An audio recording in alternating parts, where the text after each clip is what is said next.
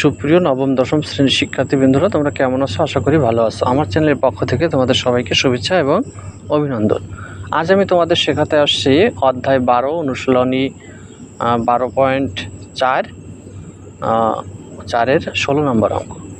তো 16 নম্বর অঙ্কটা খুবই সুন্দর একটি অঙ্ক। এখানে বলছে একটি নৌকা দাঁড় বেয়ে স্রোতের অনুকূলে ঘন্টায় 15 কিলোমিটার যায় এবং স্রোতের প্রতিকূলে যায় ঘন্টায় 5 কিলোমিটার। নৌকার বেগ নির্ণয় করো। তো আমাদের এই অঙ্কটা করার ক্ষেত্রে একটা বিষয় ভালোভাবে বুঝতে হবে, সেটা হচ্ছে অনুকূলে। অনুকূলে বলতে আসছে স্রোতের বেগ এবং নৌকার বেগ একই দিকে, আর প্রতিকূলে বলতে বোঝাচ্ছে নৌকা যেদিকে যেতে চায় স্রোত তার বিপরীত দিকে যাচ্ছে, অর্থাৎ নৌকা এবং স্রোত পরস্পর বিপরীত দিকে তাদের বেগ। তো আমরা এখানে যেহেতু নৌকার বেগ নির্ণয় করতে বলছে, তো আমরা এখানে মনে করি নৌকার বেগ, এটাকে আমরা ধরে নিতে পারি নৌকার বেগ ঘন্টায় x কিলোমিটার, আর স্রোতের বেগটাও ধরে নিতে পারি। তো সেখানে স্রোতের বেগ ঘন্টায় y কিলোমিটার। নৌকার বেগ এবং স্রোতের বেগ যদি আমরা ধরে নিই তাহলে অঙ্কটা করতে আমাদের খুবই সহজ হবে। তো এখানে স্রোতের বেগ আমরা ধরব ঘন্টায় y কিলোমিটার। তো এখন যে বিষয়টা আমি তোমাদের বলছিলাম যে অনুকূলে যদি হয় তাহলে অনুকূলের ক্ষেত্রে আমরা লিখতে পারি যে নৌকার বেগ এবং স্রোতের বেগ যেহেতু একই দিকে যাবে, তাহলে এই দুটি বেগ মিলিত হয়ে যোগ হবে। তাহলে আমরা লিখতে পারি যে অনুকূলে নৌকার বেগ যোগ স্রোতের বেগ। তাহলে অনুকূলে নৌকার সাথে স্রোতের বেগ অ্যাডজাস্ট হয়, মানে একত্রিত হয়। তাহলে নৌকার বেগ প্লাস স্রোতের বেগ ঘন্টায়, দেখো প্রশ্নে দেওয়া আছে 15 কিলোমিটার, এটা আমরা লিখতে পারি যে নৌকার বেগ প্লাস স্রোতের বেগ ঘন্টায় 15 কিলোমিটার। তো নৌকার বেগ দেখো আমরা কত ধরছি x কিলোমিটার, তাহলে x প্লাস স্রোতের বেগ ঘন্টায় কত ধরছি y, তাহলে x প্লাস y সমান 15। তাহলে এটা হচ্ছে আমাদের 1 নম্বর সমীকরণ। এরপর দেখো আমরা প্রতিকূলের ক্ষেত্রে যদি লিখতে চাই তাহলে আমরা এখানে লিখব যে আবার স্রোতের প্রতিকূলে যায় ঘন্টায় 5 কিলোমিটার, এই কথাটা বলছে প্রশ্নে।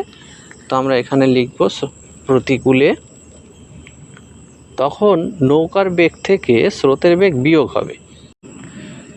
যেহেতু প্রতিকূলের ক্ষেত্রে নৌকার বেগ এবং স্রোতের বেগ পরস্পর বিপরীত দিকে ক্রিয়া করে, এজন্য নৌকার বেগ বিয়োগ স্রোতের বেগ সমান 5 কিলোমিটার।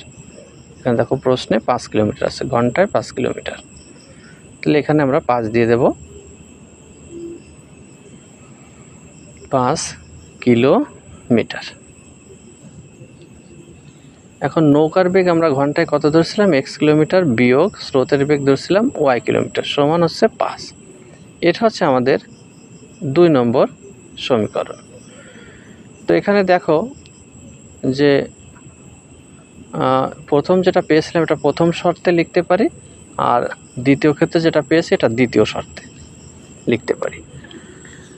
তো এই যে দুটি সমীকরণ পেলাম, এই সমীকরণ দুটি থেকে আমাদের যদি x এর মান বের করি তাহলে নৌকার বেগ বের হবে এবং y এর মান বের করলে স্রোতের বেগ বের হবে। যেহেতু আমাদের এখানে শুধুমাত্র নৌকার বেগ বের করতে বলছে, তাহলে আমরা x এর মান বের করলেই হয়ে যাচ্ছে।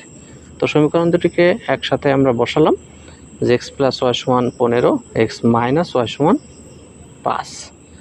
তো দেখো আমরা যদি যোগ করি তাহলে y কেটে যাচ্ছে, x এবং x যদি যোগ করি তাহলে পাচ্ছি 2x সমান 15 সঙ্গে 5 যোগ করলে পাচ্ছি 20।